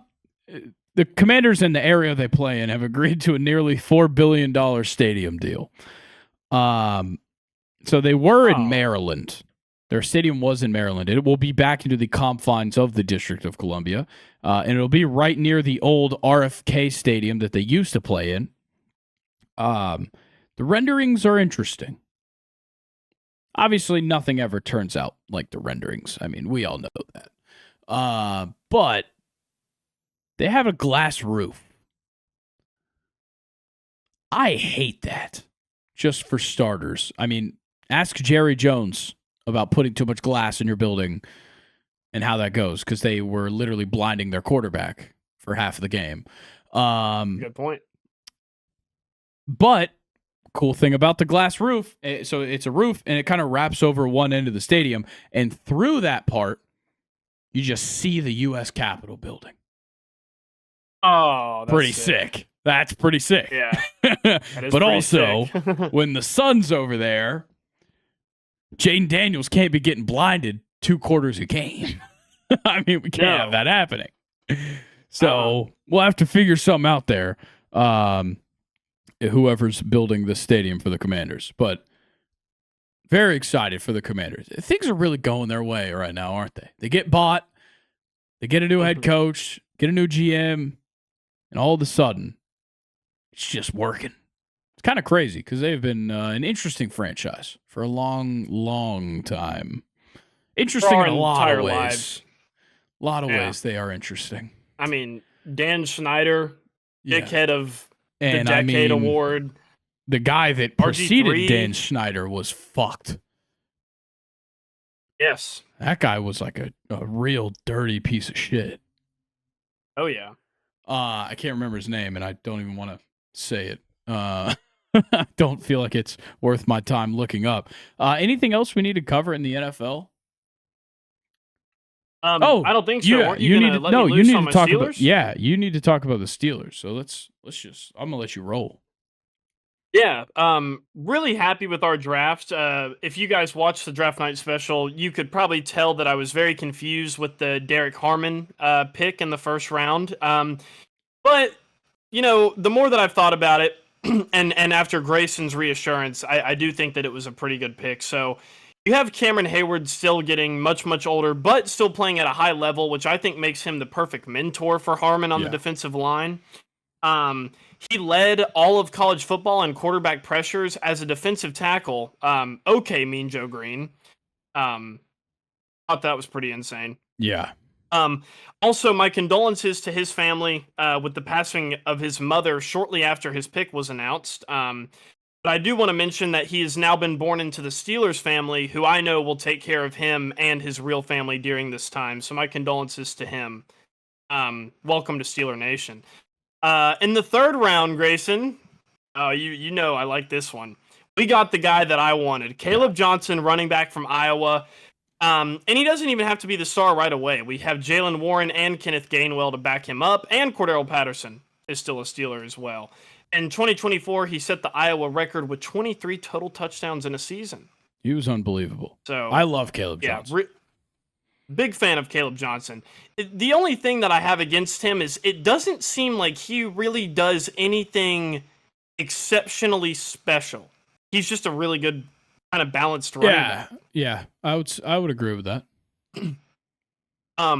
One of my favorite picks in this entire draft. In the fourth round, we ended up with Jack Sawyer, edge out of Ohio State. Completely forgot about this guy and his existence until we drafted him. In 2024, he had 9 sacks in 16 games and the forced fumble in the national championship. And look, a lot of Steelers fans, at this point, we still hadn't drafted a quarterback, and a lot of Steelers fans had problems with this pick in particular, with him being an edge and having Alex Highsmith and TJ Watt. But I will say that in recent years, I've noticed a lot of subs with TJ Watt and Alex Highsmith, so Jack Sawyer is definitely going to get playing time this following season for the Steelers. Yeah. So, and I love this pick. I think he's great. Yeah, I think it's a great pick. I believe you pronounce his name is Yaya Black. Yeah, I believe it's Yaya. Another defensive tackle, and another player from Iowa. Not really too sure why we took two defensive tackles in this draft, because Keanu Benton has grown immensely since his draft with the Pittsburgh Steelers.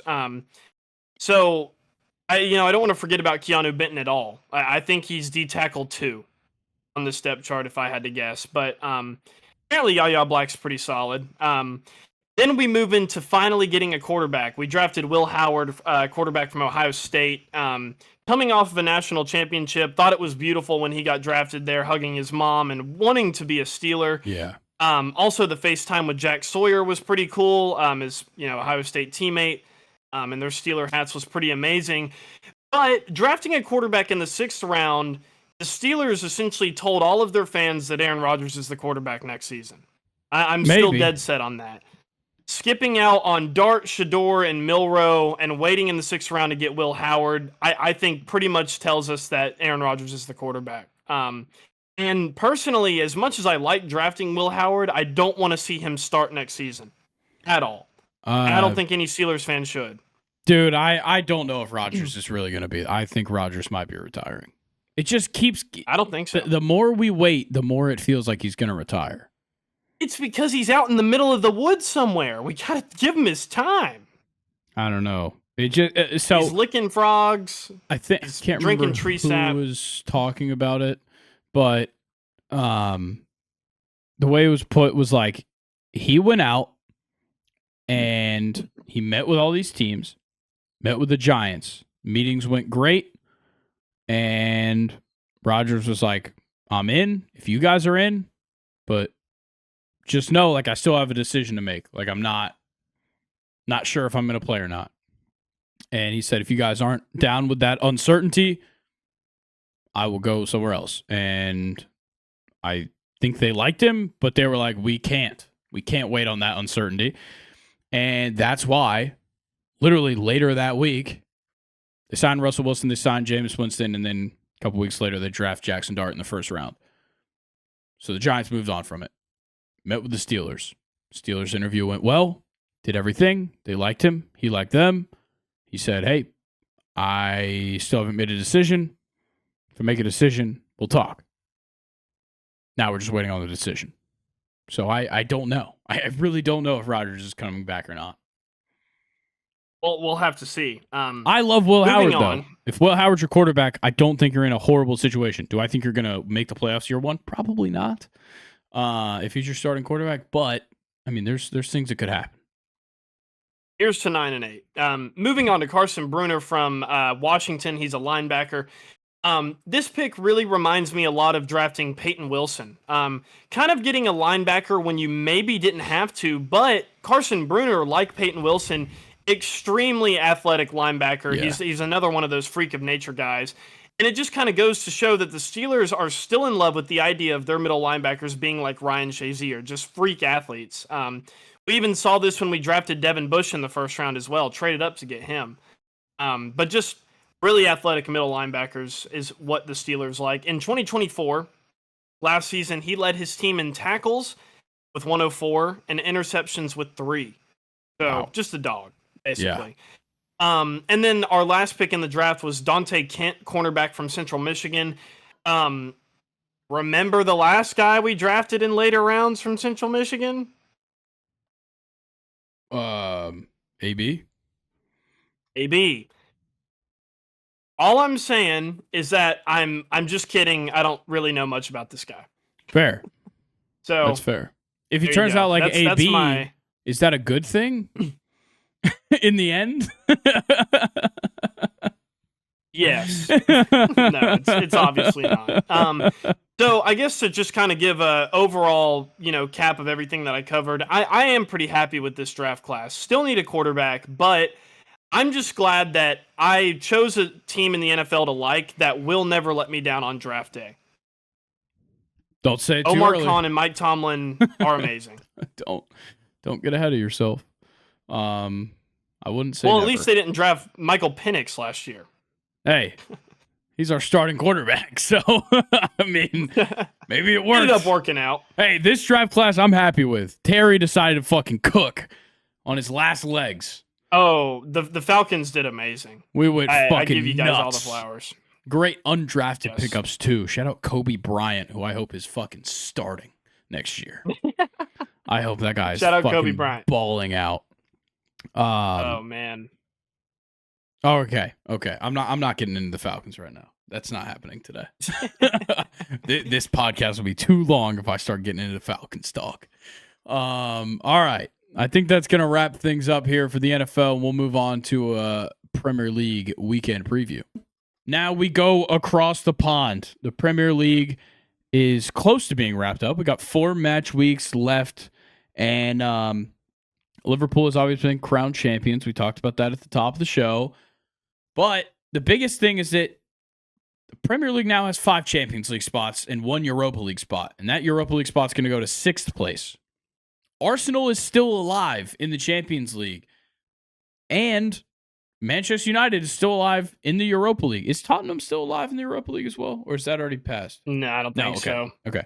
Yeah. But there are other teams in the Prem that could be seeing themselves in the Champions League as well. There's a lot at stake now. Because right now, the top five as it stands, Liverpool, Arsenal, Newcastle, Man City, Chelsea. Nottingham Forest have dropped down to 6th place. They've been on awful form. 3 losses in their last 5. But they've also had a pretty tough schedule, I'll say. When my dad and I were watching Liverpool celebrate the title, I was telling him about the table, and he asked me a pretty good question. He was like, well, with Nottingham Forest falling out of the top 2, pretty horrifically, I want to add. Yeah. He asked me, did you really expect them to be there anyway? And I said, well, no. But just after watching how consistent they were, I definitely did. They were so deserving of being 2nd place in the Premier League. So yeah, their fall from grace is one that I am looking forward to studying once this Premier League season is over. Yeah, it's certainly been an interesting run because they got up to 2nd place like you mentioned, and then just it was just tough scenes from there, really.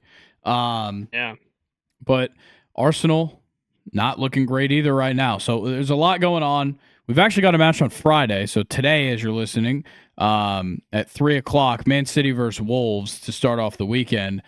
Wolves have been on the best form in the Premier League. Hands down, nobody can touch them right now. They are on 6 straight wins. They started out back on February 25th, 17th. They're actually 18th on January 25th. They've now marched all the way up into 13th place after 6 straight wins and have 41 points. That's unfucking believable what Wolves have done since a mid-season coaching change as well. Got them to this point. I mean, that is absolutely massive. Then Man City, they are in the middle of a brutal race in which they could easily be booted out of the race because Nottingham Forest has 60 points. They're only a point behind Manchester City. Nottingham Forest taking on Crystal Palace. Aston Villa is only 4 points behind you. They've got Fulham this week. There are actual implications in this match for Manchester City far beyond what they probably thought they'd be seeing at this point in the year against Wolves. But Wolves really does have a chance here to give them a run. Yeah, definitely. I do want to mention, though, that out of the top 5 teams in all of their last 5 matches, there's only 2 losses. Yeah. Within the top 5, and it's Newcastle and Liverpool. But which kind of goes to show it's making this title race that much more entertaining that these top 5 teams are just really they all understand the assignment to say. They're not, they understand how important it is, which is making things really, really interesting. Yeah, it definitely is. What are we thinking for Man City versus Wolves? I think Wolves are probably going to hit a brick wall here. It won't be the hardest brick wall because, like you mentioned, Wolves are playing very, very well right now.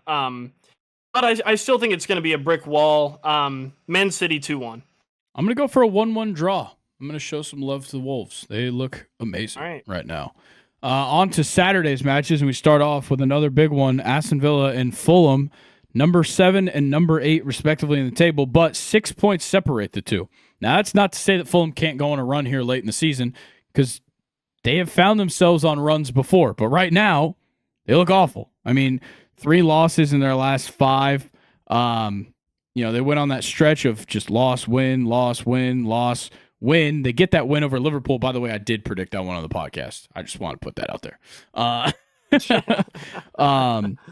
But they lose to Bournemouth. They lose to Chelsea. They get the win against Southampton, which is essentially free. And now they find themselves taking on Villa, who, yes, they did lose their last match against Manchester City.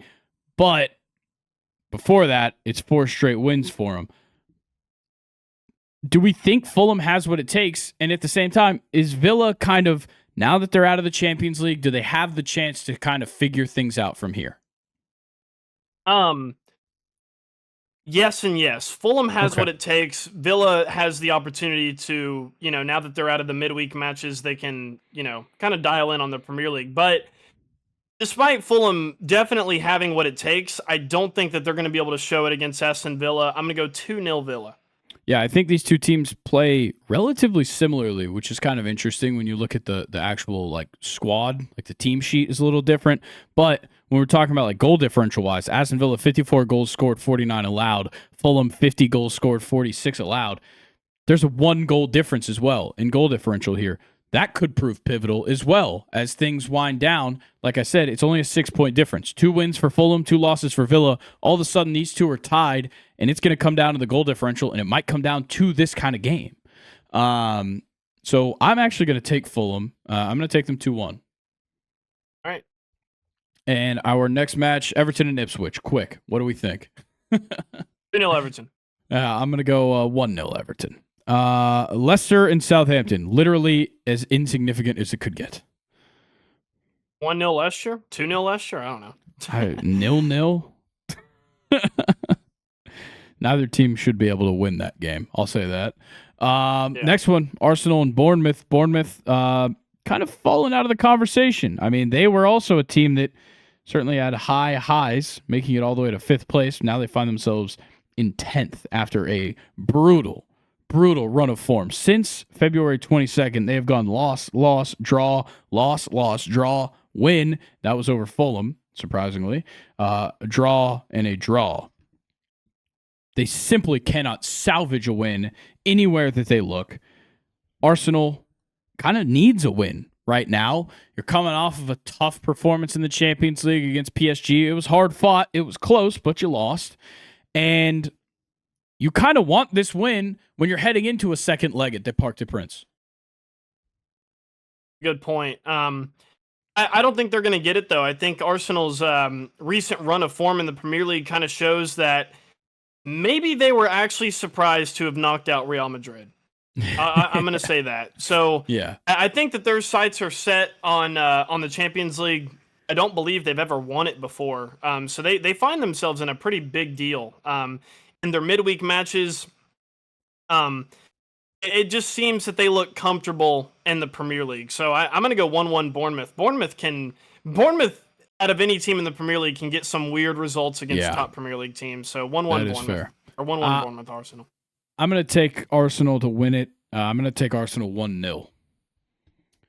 On to Sunday's matches, Brentford and Manchester United. Now, this one, not really as important when we're talking about, actual, European placement, because Brentford in 11th place with 49 points, Manchester United in 14th place with 39 points. Manchester United is only 3 points ahead of West Ham in 17th place. That's a problem. And they're on, once again, awful form. Their last 5, loss, draw, draw. And it don't look good for Manchester United right now to finish off the season. They're in dangerous waters. And Brentford, on the other hand, I mean, they're a team that, with a win, could potentially move up to 8th place this weekend. That'd be a huge jump for them. I think Brentford wins it easily. I'm going to take them 2-0. I'm going to match you on that 2-0. Yeah, again, Manchester United, another team where their only hopes at silverware is in the Europa League, which I actually have a fun fact about them that my roommate, who's a United fan, told me earlier. Across all of European competition this season, Manchester United are the only team that's undefeated. Wow. That's unbelievable. Yep. That is crazy. I think Manchester United have their sights set on the Europa League. Brentford will probably beat them 2-0 here, just like they did Nottingham Forest today. Actually, they beat Nottingham Forest 2-0. Yeah. Next match, Brighton and Newcastle. Newcastle, they've been on good form. That one loss has certainly looked bad. That 4-1 loss to Aston Villa doesn't look great. But Brighton, they're a mixy team. They went on an awful run of form. They tried to turn things around with that 3-2 win over West Ham. But when you look at the teams that they lost to, being Aston Villa, the team that just thrashed Newcastle, and Crystal Palace 2-1. You drew with Leicester. You lost to Brentford 4-2. Sure, you got the win over West Ham. That's not the bounce back you're looking for with that run of results for Brighton. I got to be honest. First of all, I was never going to pick against Newcastle in this game. I can't even give Brighton credit here. What's your score prediction? Give me the Magpies 2-0. We score goals. That's our brand right now. I'm going to go 3-2 Newcastle. Okay. Thrilling game. Yeah, you're going to want me to just shit myself on Sunday morning, but that's fine. Whatever. All right, West Ham versus Spurs. Give me something quick. 16 and 17 in the 2-2 draw. Love that. I wish both teams could lose this game. I'm going to take West Ham 1-0. Why not? All right, Chelsea-Liverpool, standalone game on Sunday. Liverpool not necessarily playing for anything for the rest of the year. Yeah. That's an interesting vertical here. Yeah, but Chelsea's inability to score goals has been really, really hurting us in this Champions League race here that we have in the Premier League. I think last week, Nicholas Jackson's goal against Everton was his first goal in like 3 or 4 months. That's our starting striker, by the way. Yeah. It's not looking good for Chelsea, but I believe in them here. Chelsea have something to play for. Liverpool don't. I'm going to go another 1-0 Chelsea win. Yeah. You guys haven't scored more than 2 goals since February 25th in that 4-0 win over Southampton. That's a great stat. Yeah. Against Southampton as well. Yeah, so maybe we should go back further. Let's actually let's keep investigating here. Oh no. Okay. January 20th, 3-1 over Wolves. Wow. Okay. And see, they're like the best team in the Premier League right now. Great stuff. That is true. They weren't at the time. All right. I'm gonna go 1-1.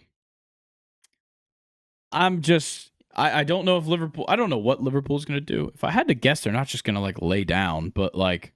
Nah. I mean, they're going to play. But Chelsea just can't score goals. That's the biggest problem. Yeah. All right. We got a standalone on Monday as well. Crystal Palace, Nottingham Forest. Nottingham Forest, once again, just not getting it done.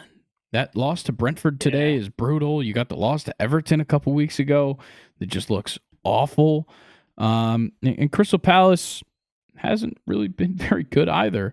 5-2 loss to Man City, 5-0 loss to Newcastle. You bounce back with a draw against Bournemouth and a draw against Arsenal. Those are 2 fine results. Not good. I don't really know which side I'm favoring here. I think Nottingham Forest gets it back on track with a 1-0 win. All right. Palace. I think I'm going to match you on the 1-0 win there for Nottingham Forest. And that rounds out all of the matches for this week in the Premier League. Anything else we need to cover here for the Prem before we move on to the Champions League? Yeah, I have a couple things, and I'm going to end it with trivia for you. All right. Fun fact, Grayson. Fun fact. Are you ready? Are you strapped in? I guess. Let me get some water, but you go ahead. All right. Ederson and Martin Odegaard are tied with 4 assists on the season. What the fuck? Yeah. All right. That's not good. Kind of kind of sad news, I'll say, for Grayson and my own childhood, but Jamie Vardy announces retirement at the end of the season. Probably Leicester's greatest player of all time. I don't know much about their history. I don't know of anybody else. John Joe Shelby. I think he played there for even play for Leicester? A minute? I think he did at some point. I just like pulling him out. I know him for Swansea. I know he played for Newcastle. Yeah. I feel like he was there. But that could just be that he's just... no, he wasn't. He's just an English midfielder that just played everywhere. Yeah. Yeah, he played at Liverpool, Swansea, Newcastle, Nottingham Forest, and Burnley. Yeah. I just hate that, his retirement is coming at, the expense of one of the worst seasons ever for Leicester. Yeah. Which I whenever I heard they were coming back up, it didn't cross my mind that they would get relegated. I thought they would definitely stay up. But it's I think I predicted them to get relegated. I think I had Ipswich staying up, which I guess they are in 18th, so they are the best of the bunch, but it doesn't say much. Yep. So, here's my trivia for you, Grayson. There have been 5 managers in the history of the Premier League who have won the title in their first season. Obviously, one of them being Arne Slot this season. Yep. Can you name the other 4 managers and the team that they managed? So I believe Mourinho did it, and I would assume that was with Chelsea. It was with Chelsea. Some fun facts about that season while you think of your other answers. This team only lost 1 time, finished with 95 points, winning Chelsea their first title in 50 years. They broke a lot of records in that season as well. Most points in a season with 95. Most away wins with 15. Most clean sheets in a season with 25. Shout out Petr Cech. Fewest away goals conceded, which was 9. Shout out Petr Cech. Most wins in a single Premier League season with 29. Fewest goals conceded total with 15. Chelsea still holds the records for most clean sheets and fewest goals in a Premier League season. Wow. From that season. Yeah, that's incredible. I think there's going to be a lot of Chelsea here, if I had to guess, because you guys have made a lot of managerial changes, but you still win a lot of league titles. Now it's just a game of like choosing which ones it is. But I think I have a different one, because this is like right when I started watching soccer, so I remember this one. I think it was Man City's first title with Pellegrini. Oh, that's a good I did not think you were going to get that one. But so yes, I got that. Okay, cool. So that was right when I started watching. Yep. Now I got to think of the other Chelsea managers that could have gotten one. I just killed a spider on the table. Oh, nice. God. I got to think of like time frames. This is tough. Okay, I'll give you a hint. Okay. So this one was kind of more recent, and it definitely happened when you and I both would have been watching Premier League soccer. Okay. This guy is known for revolutionizing a certain formation that really has not, I would say, hadn't been seen in the Premier League before. But it is very popular in other leagues. Interesting. Yes. I don't know where I'm going to be honest, that didn't really give me much, but it does have me just thinking about other Chelsea managers. Like, was it Conte? Did Antonio Conte win it in his first year? It was. Oh, okay. Antonio Conte. Awesome. What a pull. Okay. Yeah. 2016-17. Oh, who is the other one? I feel like I'm not going to get this. What kind of hint could you give me here that wouldn't like totally give it away? One of the most iconic managers of all time who's still active. Ooh. Okay. He has to be top 3. If you were to go managers right now, he's top 3. Right now in the world. Okay. Yeah. So I'm thinking of thinking of the managers right now. They're doing pretty well. I don't even know if this guy managed at Chelsea, but did Ancelotti, was he there?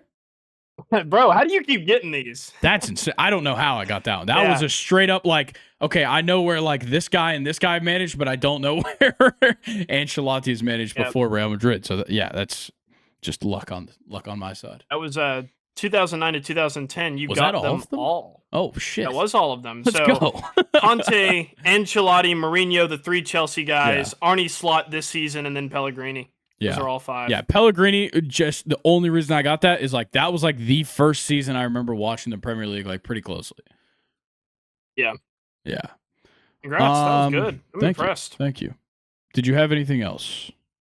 That's it. All right. Then I think we will head over to the Champions League. On to the Champions League semifinals, and boy, do we get some fireworks. I mean, we are set up for some incredible second legs, but the first legs were unreal. And we're going to start off with Arsenal and PSG. PSG takes it 1-0 on an Ousmane Dembele goal in the 4th minute. And this guy's been on incredible form, but he is literally the reason PSG is here. He really is. Like, we talked about it a number of times throughout this run through the knockout stage. When they turned the calendar to 2025, Ousmane Dembele and the rest of this PSG squad turned it the fuck up. When they got Marco Asensio off that fucking field and into Aston Villa and then just set him up to kick his ass, I don't know how they did that. That was crazy. But PSG just started getting it done. I really don't get it. And shout out to Luis Enrique because people were trying to call for his job immediately. Definitely. And bringing in Kvaratskhelia. Kvaratskhelia. Sure, good enough. Whatever. Just call him Kvara. Bringing in him. Yeah, Kvara. I know that's kind of his nickname, but he just fits that style so well of just not having a striker and kind of playing with 3 wingers. It works really well. But then I almost feel like I can't even really say that anymore because Dembele has really turned himself into a nice center forward there. He has, and he plays the role so well. I mean, one of the big things that he wasn't doing at Barcelona was finishing, and it was because he was constantly forced out to the wing, didn't really get to play the inside whatsoever, so we never really saw him score goals. He's in a position now where he can score goals. Kvaratskhelia is a fantastic creator, and he was at Napoli. That's why Osimhen was such a great goal scorer as well. I really do think that really elevated his game so much. And then, Desiree Doué has been fantastic in this squad. Man. And taking the Barcola's midfield. Job. Yeah, he took Barcola's job. The midfield's been wonderful. We've talked about this midfield a couple of times. These are some guys that a couple of years ago, nobody gave a fuck about. Maybe other than maybe Vitinha, because he was a young, up-and-coming player. But like Fabian Ruiz, Yao Neves, and Vitinha. Vitinha was the man of the match in this game. Dembele scored the only goal in this match in the 4th minute. Vitinha was the man of the match because he had a 98% passing accuracy. Yeah. Like that just gets the job done. It's the other contributors in this PSG lineup. Donnarumma has been a brick wall throughout this knockout stage as well. He's been fantastic. Obviously, Marquinhos, he's the captain. He does his thing. Achraf Hakimi, we all know how great he is. Pacho, left center back. I'll hand up. I don't know who the fuck that is. But he played great. Came out of nowhere, but he's been amazing. Yeah. And then Nuno Mendes to finish up the defense has been one of the best left backs in the entire world, I would say. It is incredible what this PSG squad has done. But for Arsenal, I think the biggest thing, and we've seen it across multiple matches in both Premier League and Champions League, sometimes they just can't score. But then other times they rip off 5 against Real Madrid. Like, I don't know what to expect from this Arsenal squad week in and week out. So maybe they do go to the Parc des Princes next week and just like shut shit down, win it 2-0 and move on. Like, I really don't know what to expect from Arsenal. What I do know is that, and you pointed this out, Martin Odegaard has 4 Premier League assists this year. He's not cutting it. And I think that's a big problem of why sometimes they cannot score goals. I think he's still been really, really good for Arsenal, but you got to have those assist numbers there, especially if you're a player like Martin Odegaard, where you're expected to be that creative. Now they have no kind striker. Of midfielder, and they have no striker, which is a good point. But Mikel Merino on the other side, he's kind of picked up that creative role that Odegaard isn't carrying right now. He's been great. But yeah, if you're Arsenal, you neglected probably the opportunity to bring Benzema to the Premier League, which I think he would have been the perfect bridge striker to, going big and getting a younger guy. Yeah. But, Saka and Martinelli cannot do it on their own all the time. And PSG kind of exposed that. Yeah, and I think the problem is that Leandro Trossard cannot play the false 9, and you don't have the players around him to play the false 9, but they're trying to do it. Mikel Arteta has just insisted on Leandro Trossard starting up front in that false nine position. He's not good at it. And you don't have the finishing abilities around him to get it done. Sure, Saka will go on his goal-scoring streaks every now and then, but Martinelli has not proved, since he's come back from that foot injury, that he can score goals. That's been like a year. He just can't score goals. You don't have the finishers around this squad to help out a Martin Odegaard who's struggling creatively, or to help out Mikel Moreno, who still is finding his ways to do it, but it's just not at the highest level that it could be getting done. And I think that's why Arsenal looked so, I wouldn't say bad, because they warded off any more goals for 86 more minutes, but it's a reason why they're not winning every time. And that goes back to the Premier League too. And I want to, going to Arsenal's defense there, I want to give them their flowers as well. The Polak Kiwor, he has done an amazing job stepping in for Calafiori, being hurt. And then Miles Lewis Skelly coming out of nowhere. I mean, this teenager's been unbelievable at fullback for Arsenal. And then having Timber, not injured is always a help. And Saliba is one of the best in the world. So they've done a good job with what they have. Certainly. What are we looking forward to in the second leg? Like we've talked about, it goes to PSG's side, and we've seen how good they are. I mean, PSG can rip off some goals, but Arsenal has the ability to, and they're not afraid of going on the road. We saw them shut shit down against Real Madrid last time around. So it wouldn't necessarily be a surprise result to see Arsenal put something in the score sheet. It wouldn't, but what I'm accounting for is Arsenal, when they played Real Madrid at the Bernabeu, they played a tacticless, arrogant team. PSG, from what we've seen, I would say have been tacticless and arrogant throughout our entire lives of watching PSG. But this PSG team is different. You and I have both said it, but they've kind of dumbed it down. They're not spending the money that we all kind of hated that they were spending. They've sort of just found a good group of players to, get behind and revolve around. And I'm not too sure if Arsenal is prepared for that, especially going to Paris and playing in front of one of the greatest ultra groups in one of the world at the Parc des Princes. So again, I don't want to keep kind of discrediting Arsenal, but then again, I do as a Chelsea fan, but they're going to have a hard time against Paris. They are. I think, like you said, and I was going to make that point as well, that like this is a totally different PSG than we're used to. I mean, for as long as I've been watching soccer, there's been too many stars. There's been too many personalities in these lineups.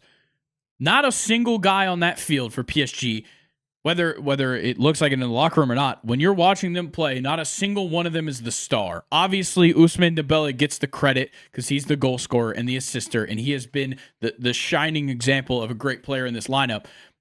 But there's no stars on this team. There's no arrogance on this team. There is not Messi, Mbappe, and Neymar trying to share the ball and all of them being pissed off at one another because it's not happening.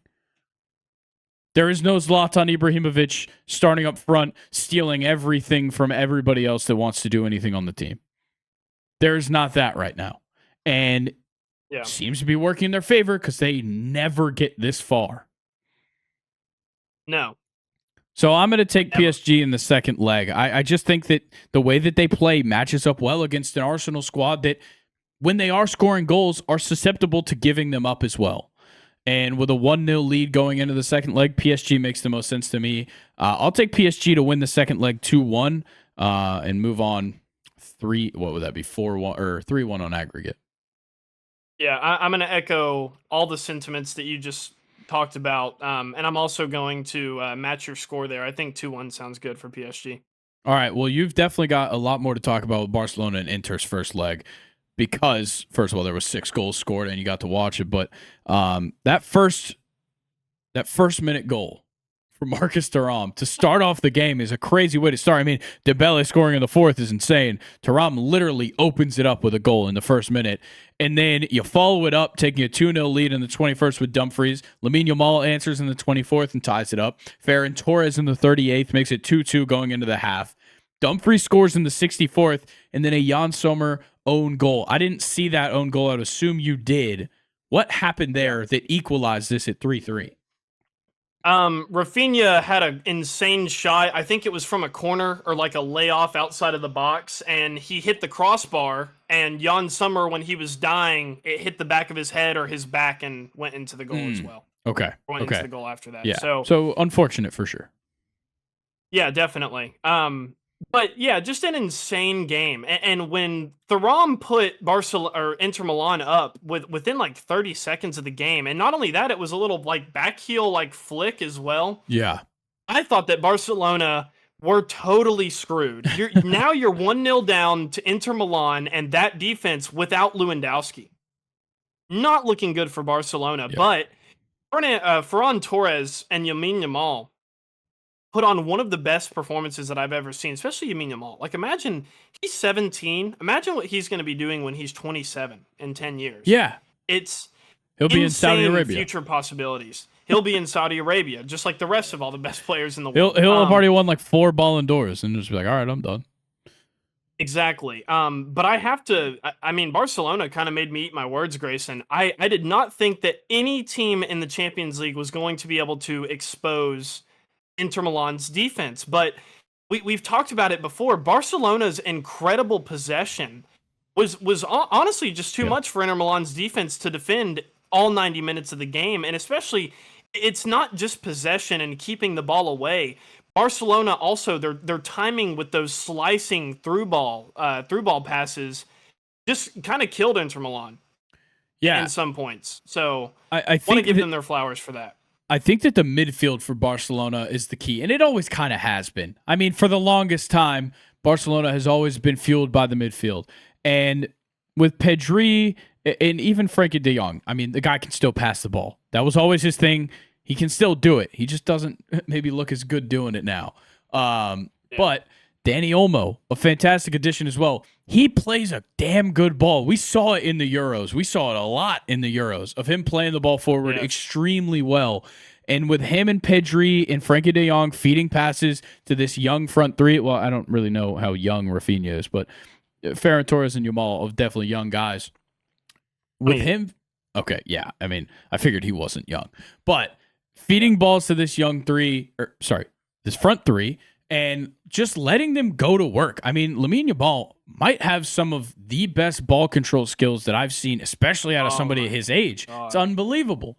And Ferran Torres, we've talked about this. He's got one of the best goals per 90 minutes in all of Europe. It's insane. And then Rafinha, of course, has been a clinical goal scorer all year. But I think the biggest problem here is that both sides had a lot of give and take. If Inter Milan is going to score 3 goals, they're probably going to allow 3 as well. That's just how they play. And with Barcelona, when we see them have this possession-based play, if the offenses decide that's rolling in the possession-based play for Barcelona, the defense kind of lacks. And I think it's a part of, like we talked about with these midfielders, moving up the field a lot and trying to create that next pass, constantly being up front for that next pass. Inter Milan has an offense that is more than capable of getting downfield very quickly as well with Thuram up front. So I think, once again, it's that give and take with both of these teams that makes looking ahead to the second leg unbelievably difficult when it's really a clean slate at 0-0 in the next game. Exactly. And going back to the Barcelona's incredible ability to make Luke eat his words, and taking down an Inter Milan defense that seemed invincible to me at the time, Inter Milan also scored 3 goals. They matched what Barcelona's insane offense was able to do, which just makes the second leg all that much more confusing. But some points that I wanted to make that came from this game. Rafinha actually passed Lionel Messi for most goal contributions in a Champions League season for Barcelona with 20 goals and assists, which is absolutely wild. And Grayson, I have a question for you. Okay. What you got? That I don't really think a lot of people are thinking of, except for this Instagram account that posted it. But hang on, I wanted to find it. No way, did I lose it? Oh man. Shit. Now I'm just gonna you just blue balled me with this question. I know. Bro, really? Oh my god, okay. Well, I was going to make the point that Xavi actually signed and kind of developed a lot of Barcelona's key players. that are playing right now. He signed Lewandowski. He signed Rafinha. I had this whole list, but I lost it. Damn it. But anyway, I just wanted to make the point that Xavi. Oh, here we go. He needs his credit. Xavi definitely deserves his credit for what Hansi Flick has right now. So we have promoted Furman, promoted Kubarsi, promoted Yamal, signed Inigo for free. Yeah. Signed Ferran Torres, signed Koundé, signed Lewandowski, signed Rafinha, and developed Pedri and Balde. It's pretty insane. Almost their whole starting 11. Yeah, especially when they're healthy. I mean, you'd see Balde in there if he was healthy. So it's outstanding what Xavi really did. And, like, also, you got to give him credit. That man took a pay cut for his final year. He literally took a pay cut for his final season to help them out. And was like, I'll leave at the end of the year and I'll take a pay cut. And, like, I want you guys to figure this out. That's a club legend right there. That's what legends do. Definitely. It's not a bad idea to hire a club legend as a manager when your team is kind of in distress. Because, I mean, Frank Lampard, he kind of set up a future for Chelsea. Sure. When he was there, I felt like, playing guys like Tammy Abraham and Reece James and Mason Mount for the first time. It's kind of what the club legends do. They like looking into the youth, and that's usually where your success is. Yeah, especially when it's a team that you came up with. If David Beckham were the manager at Real Madrid, that wouldn't make sense. No. But when you bring in a guy who came through your youth system and understands that is where the money's made, that's where the teams are created, is in the youth system, and you can go out and buy your 90 million guys all you want. Ask PSG. Fuck, that's like a perfect example. They went out and bought everything, and they never won shit other than Ligue 1 titles, which are practically fucking nothing. And now they're in a position for a Champions League win with young talent that they have worked on for years and years now. It's huge. For sure. It's huge. Okay. Score prediction for leg 2 for Barcelona and Inter. This one will be at the San Siro. I was so high on Inter, but the glaring issue for me, Grayson, is giving up 3 goals. Yeah, that Inter Milan defense. I think it's going to be 2-1 Barcelona at the San Siro. It's going to be an unprecedented second leg. Yeah. I think I might even go. I'm going to go 3-2. Inter showed that they can score goals, and we know Barcelona will allow goals. That will happen. Especially if they're scoring. So I'm going to take Barcelona 3-2. I think, once again, it'll be really close. But I think it just falls Barcelona's way. And Barcelona PSG in the final and no Messi involved. It's kind of crazy. Crazy to think about. All right. Do we want to hop straight into questions time from here? Sure. All right. Well, then you know exactly what time it is. It's on my watch right here. Can't you tell? It's questions time. Our favorite time of the podcast. I got to be honest, Nathan. I don't know why, but the emoji he used as the title for the questions is a female farmer. That's all I've got. Just about everything is draft related, except one question. It's the second question. So I'm going to ask that second question last. And we're just going to hit all these draft questions he has for us first. What was your favorite pick that your team made in this year's draft? Oh, Caleb Johnson, hands down. Easy. That's a very good take right there. I mean, is it like boring to go with our first overall pick our first pick in Jalen Walker? I mean, that is my favorite pick. Know how you feel. Easily, it's Jalen Walker. I mean, I was mocking the guy. I had a mock draft that had him 6th. I mean, I was high on Jalen Walker. And I even called him Micah Parsons 2.0. So I kind of need him to be good now that he's a Falcon. Next one. Which rookie on your team will have the biggest impact? Caleb Johnson? I don't know. I mean, I mean, let's not sleep on Will Howard. I don't know how great of an impact it is, but he could have a big impact if he's a starting quarterback. That is a good point, yeah. For me, I would love to say it's James Pierce, but I don't know if he's necessarily going to be day one ready. I wish I could go with him. I'm actually going to go with Xavier Watts out of Notre Dame. playing safety alongside Jesse Bates, I think he is going to have a tremendous impact. I mean, in my opinion, the two safeties we drafted were both top 5 at that position in this draft class. We got them in the 3rd and the 4th round. So I'm not mad whatsoever with those two pickups being in the same draft class. I'm just excited to see which one's better. Yeah. But I think Xavier Watts does have the better impact, or the bigger impact, at least. What would you say your team addressed, or would you say your team addressed their needs, or do you think that they missed out on something big? And I feel indifferent. Yeah, I think I'm kind of in the same boat. I loved our picks, but I don't know. As far as team needs, I don't know if I can really give like a sure yes or no on that. Yeah, like for me, my biggest things I wanted the Falcons to do was get outside of edge and defensive tackle, which we didn't pick up any defensive tackles, but we got 2 edge rushers. Jalen Walker's technically a linebacker. He'll do a little bit of both. But my biggest thing outside of that was was cornerback and wide receiver. Didn't draft any, but undrafted guys that we picked up, Nick Nash, who's a very exciting wide receiver prospect out of San Jose State, and Kobe Bryant out of Kansas, who, once again, very exciting prospect. Maybe not the most polished guy, but those are 2 guys. His name's Kobe Bryant. Might be fun, and his name's Kobe Bryant. Yeah. Which is awesome. It is spelled entirely different. But, yes, you know, I think I'm not that worried about us not addressing the needs in our 5 draft picks we had. Now, did we maybe fuck ourselves next year? I don't know. Because James Pierce is going to he's going to have to be worth a first-round pick next year. That's how I'm seeing it for James Pierce. Like, you got to prove that you're worth a first-round draft pick. Because, I mean, the fucking Rams might be using our draft pick to trade up for Arch Manning. I don't even know.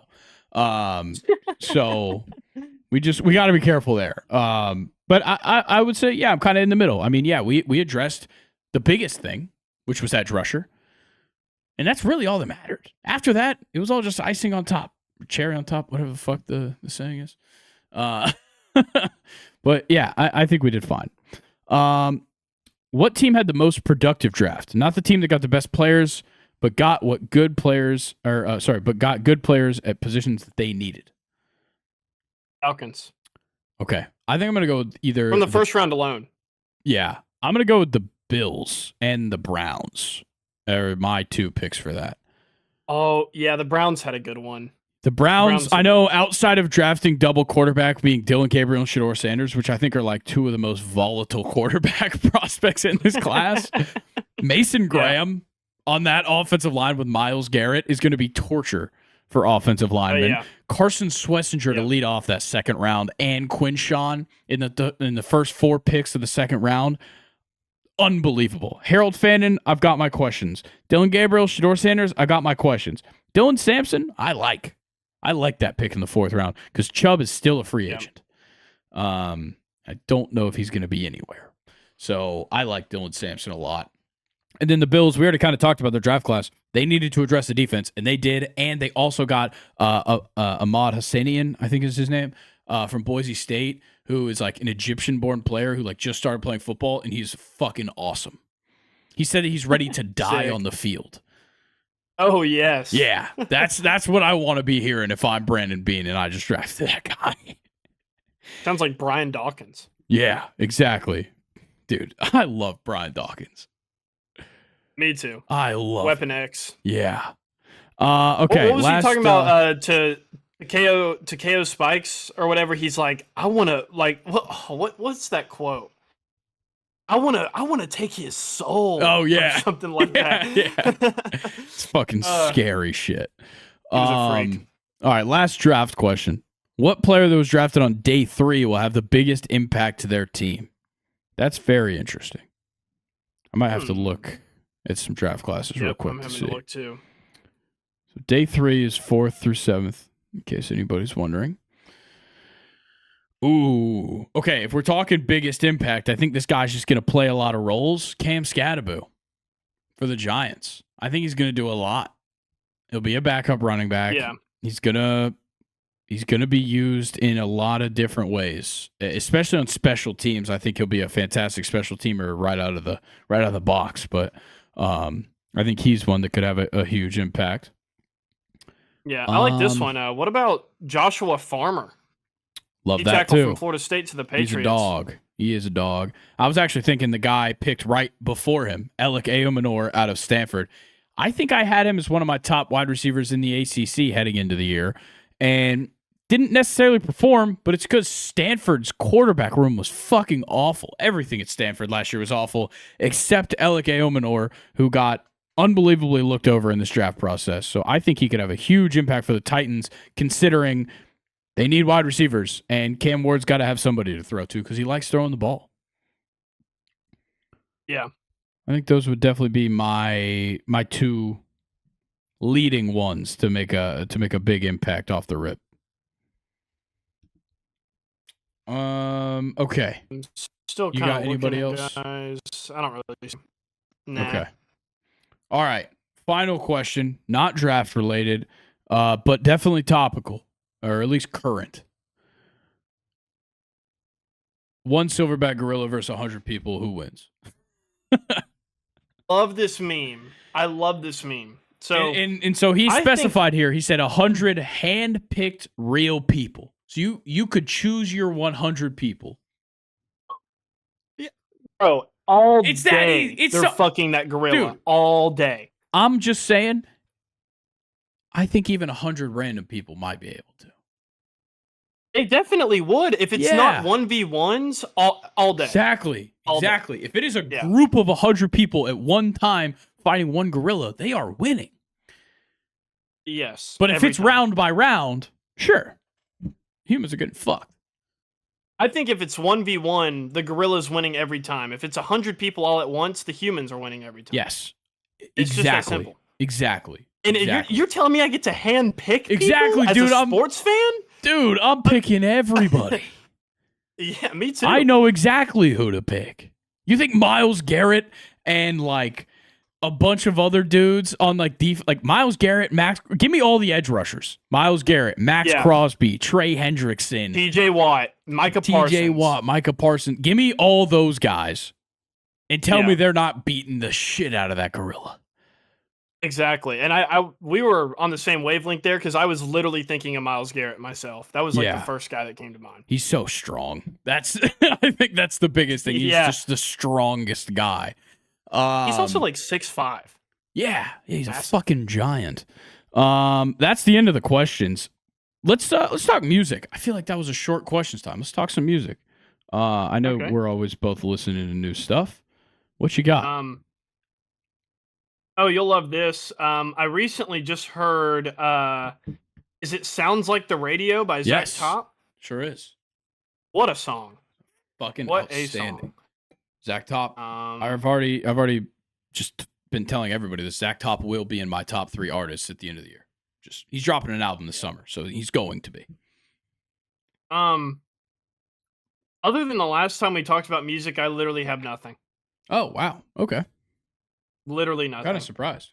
I've done a deep dive on Turnpike Troubadours. Has been my most recent deep dive. Also, this is so stupid. I watched the Bob Dylan movie, and what I got out of it is that I like more Johnny Cash music. I didn't even explore Bob Dylan at all. I was just like, I gotta listen to more Johnny Cash. I hate Bob Dylan. Yeah, I don't think his music's really my cup of tea. The movie's outstanding. Movie is amazing. It's on Hulu. Timothy Chalamet. Yes, I'll give him this. He's a fantastic actor. I got to be honest. There's not a lot of Timothy Chalamet movies I haven't loved. And also, Timothy Chalamet and Elle Fanning is just a fantastic duo. They were great together in, I believe it's called A Rainy Day in New York. Fantastic movie as well. I love Elle Fanning, so that's kind of my issue there. Trying to think any other artist. Oh, I started listening to a lot more Treaty Oak Revival as well. They're fun. My problem with their music is that all their fans suck. Their fans think that nobody has ever combined genres before. I swear. They're like, dude, nobody is doing country and rock music together. Yeah, they are. They have been forever. Yeah. That's the only, but their music's great. Their diehard fans are the worst. They are obnoxious. Are they on like Swiftie level? No, they're not like that because like it's not. I don't think there's enough of them. But the people that are fans of Treaty Oak Revival make it known and are annoying about it.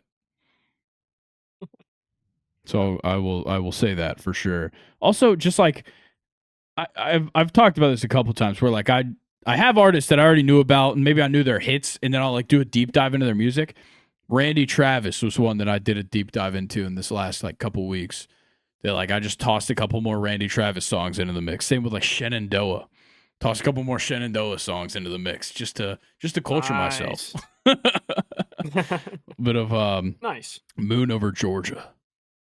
Fucking W song from Shenandoah back in the day.